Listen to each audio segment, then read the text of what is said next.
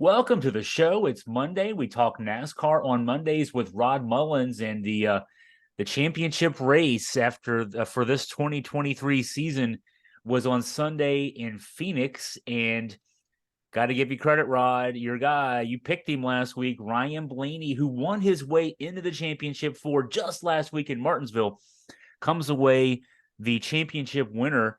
And I got to ask, Rod, what was he doing? He was out there swapping paint with people, running to the back of people like it was a Saturday night down at the dirt track in May.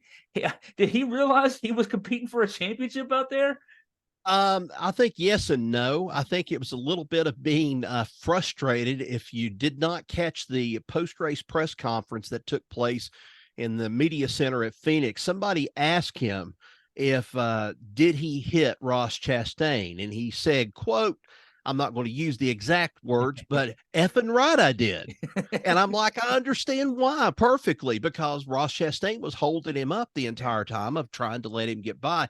And I know Ross Chastain was racing for a win, something that they had needed for a while. They've not had a good season compared to what they did last year. But, hey, Ryan Blaney came out there like it was a Saturday night shootout is the way I feel like he came out. And I think he raced probably one of the best races of his career. And when I was thinking about this stuff last week, I was almost of the thing of, I don't know if I really ought to go into that kind of direction with Ryan Blaney, or if I should be going to somebody else like Kyle Larson. That was the first thing kind of hit me. And then as the laps start winding down to this race, I thought to myself, man, I have actually in one way or another picked who's going to win this thing. I mean, I know Bell's out of it. Byron doesn't have a chance at it right now at this point, unless something terrible goes wrong. But I said, it's going to be between these two guys. And then when the caution came out right there before the end of the race and they had to go in, they grabbed tires, came back out, fueled back up. I said, I think Blaney's got this in the bag. And sure enough, he started picking up just a little bit on the pace and speed laps as he was going around the track. I can't say it enough about him. I just think it was probably one of the best career victories, and also, his first championship, his best career victory, I think, since he's been racing for Pinsky Motorsports. Yeah, I love the quote from Chastain. He says he thinks Blaney flashed him middle finger when he bumped into him. He said, I've known him for a decade. I could see him moving around in the car. The car's going straight. I could see his colorful suit and gloves. When I checked the camera, I was like, he's angry. Yeah, I mean, yeah, he was holding him up, and that's, he's trying to win a race, and then of course, Blaney trying to win a championship. Kind of goes back. I mean, he's from Ryan Blaney's from a racing family. His dad, his uncle, his granddad all raced. It's funny though. Off the track, he's known as a quiet guy, but you get him out there, and he's got the attitude that he's got to go out there and win the race. So, what do you think this means? I mean, obviously, a first championship. You can't take that away from him. What do you think this means for his career? I think it means wonders for his career right now, because I mean, he's still young. Gosh, 29 years old, I guess is what he is. He's still got a lot of years left in him. I'm sure he's just hoping that he doesn't go by the way like Kevin Harvick did, as this was Kevin Harvick's last race yesterday. And Harvick had a good run also for this race. Didn't quite have enough to be able to pull off the victory in the last race of the season, like I'm sure a lot of fans were wanting. But still, I think Blaney is wanting to go and make an even bigger name for himself. I think it speaks volumes that Pinsky won last year and then Pinsky won this year. So you've got back-to-back championships at Pinsky, two different drivers, and the sky's the limit for him right now. I think he comes out, but again, it's kind of like that curse. I don't know. I mentioned the sophomore curse sometimes about some things. He's definitely not a sophomore by any means with Pinsky Motorsports, but here's the thing that gets me. I think that he'll either come out of the gate burning things up and he'll do so well, and then something fall apart about mid-season, or things will just go to pieces for the Ford teams or Pinsky or whatever it may be, and we may never see him again. But that's how competitive this whole playoff system is. the way that it all breaks down. And I would give anything to get a commentary from football players, or I guess you could say baseball players that may have been in an attendance form yesterday at the race at Phoenix, or at least any other kind of playoff involved personnel or team, to finally give their thoughts and say, what do you think about this NASCAR playoff? Because obviously it does not go and it does not reward you just for coming away with the win. It rewards you for being consistent. And that's what Pinsky and that's what, Ryan Blaney did. And that was remain consistent even in the final stages of the season. Roger Pinsky was on the radio. He said afterwards, trying to calm down Ryan Blaney. He said the captain's supposed to be the coolest guy on the ship. And another, you mentioned it. It's 2 straight championships now for Pinsky. Obviously big for the team to get that as well. Yeah, it is. And getting back to that too, I know that during NBC's broadcast, you could hear Ryan Blaney just going off, and it was the F-bombs dropping here and there, and he was mad. And Steve Letarte, one of the first things he said, hey, somebody better get on this radio and start calming this boy down, is what they need to be doing. They need to calm him down because he's still got, I think it was like 70 some laps to go, something of that nature, but he still had a good amount of laps to go. He was racing with everything he had in him. And you get at a point, and I'd say Kyle Busch can probably attest to this, and there's other drivers that can attest to this. When you start getting a little bit more physical out there and you start getting impatient, that's when things are going to go wrong. And that's when things are going to happen. And yesterday they thought he even brushed the wall at one point. He came up so close to the wall.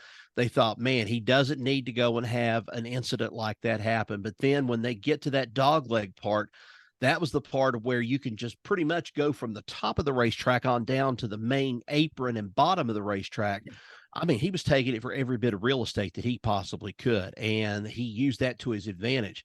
But gosh, for Pinsky, this is just, Pinsky's had a great year. The Indianapolis 500 with Newgarden winning the race there, the Indianapolis 500, this year with the championship and everything going to Blaneys, it's banner year. It's banner time for things going on over at Pinsky. But it also makes everybody else step up to the plate and start saying, what do we have to offer for next year? And so that's what it's going to be. Penske's going to have to be scratching their head and saying to themselves, what do we have to offer for next year? And a lot of the other race teams right now that didn't finish, Hendrick, for example, Hendrick's like scratching their head, probably wondering, we had Kyle Larson in the top 5. We had Byron, inside there. They were in the top 10 or something like that. Now, why couldn't we've had the other 2 in there? Why couldn't we had, all 4 cars in this run here at the end of it? There's an imbalance, so to speak. I hate to use it in this kind of term, but there's an imbalance in the force, if you want to call it that. And that's what the situation is, I think, for Hendrick. So a lot of these teams are going to be reassessing their year from this year and pointing ahead to next year to see what they can do to kind of change things and make it better. We've been talking a lot about Blaney, obviously, who comes out the championship winner.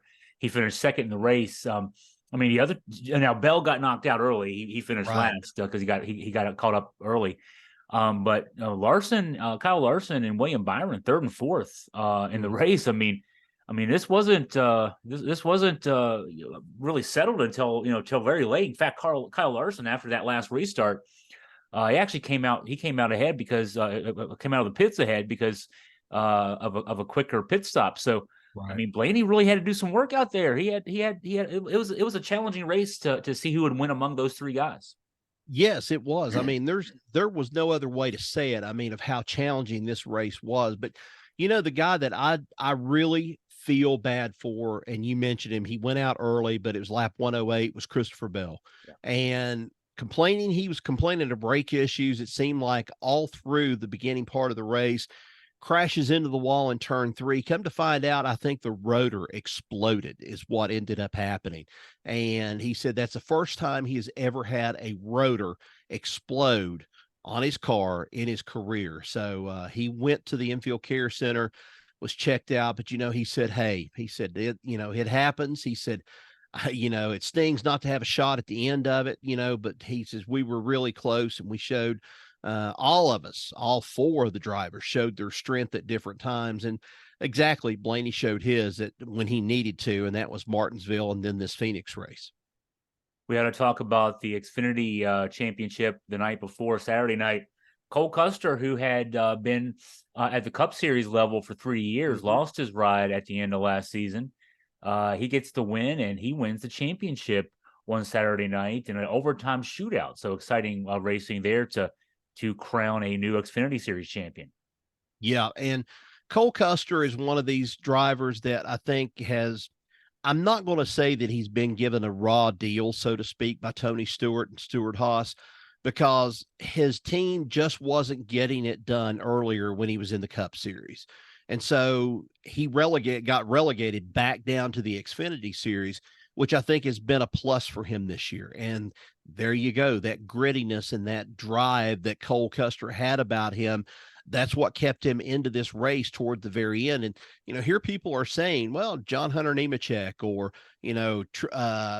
Justin Allgaier, all these guys are going to come up and, they've got a chance at winning it and so forth. Justin Allgaier, I think everybody was kind of thinking that Allgaier was going to be the inherited one. He's going to inherit the title out of it, but it didn't happen that way. And I think that was just a great thing for Cole Custer to be able to reestablish himself as a driver. He's coming back next year in the same car, going to be in the Xfinity Series. So if it's not broke, don't fix it. Don't make a jump to the Cup Series. Stay where you're at and where you're good.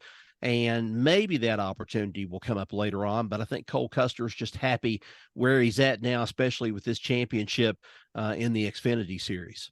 The Truck Series Championship on Friday night was interesting. It was full of crashes. I've read about an error on the racetrack surface, that the restart zone was in the wrong place.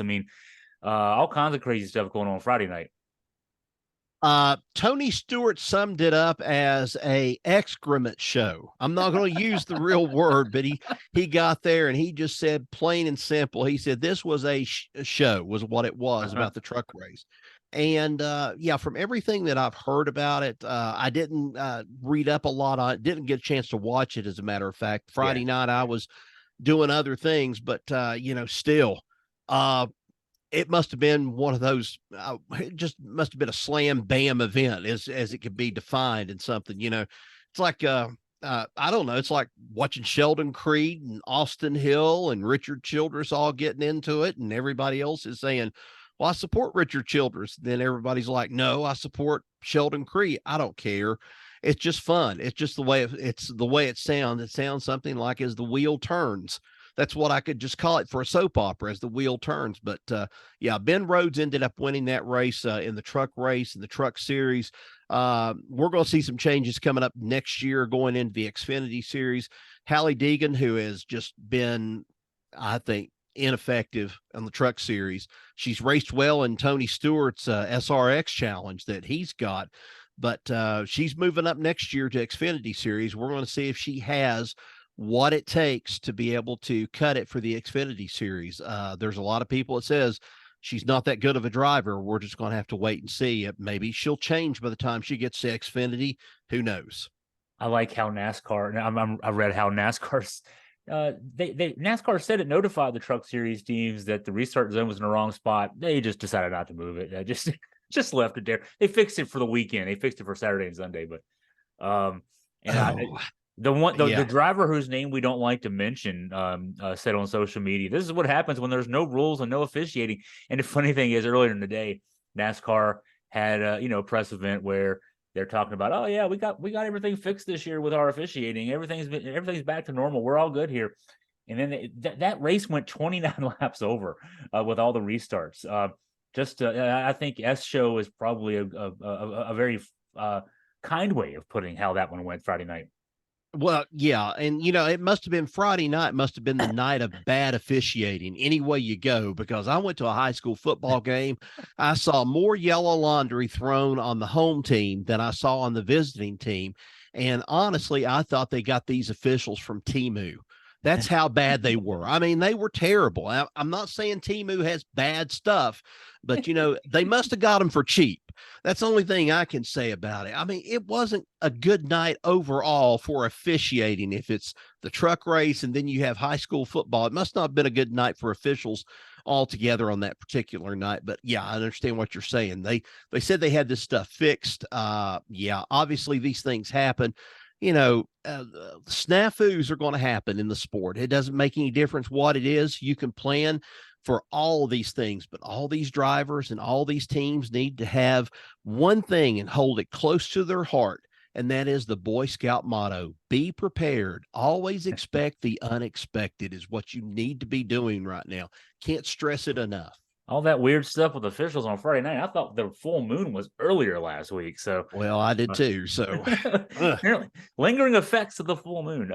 Hey, we'll get together one more time to recap the 2023 season. Also, get a look ahead at 2024. Right. We got to figure out where some of these drivers are going to be going, whose contracts have expired, teams with open spaces, that kind of thing, and that stuff will be playing out over the next few days. So. Rod will bring you back one more time to recap, and it won't be too long before we're talking about 2024. Yep, I know it. It's going to be right on us. And I mean, what, 2 months, probably about, you're going to have, well, a little bit of the month of November, but all of December and then all of January. And then we're going to the Coliseum again in Los Angeles for that clash again. And so it's definitely made its effect on Southern California and the Los Angeles market, and they're bringing it back for another year. And that's going to get us all started again at the first part of February. Yeah, we'll try to recreate, and then get ready to go. But we'll talk one more time next week. In the meantime, Rod, thanks as always for your time and your insight. I appreciate it, Chris. Thanks.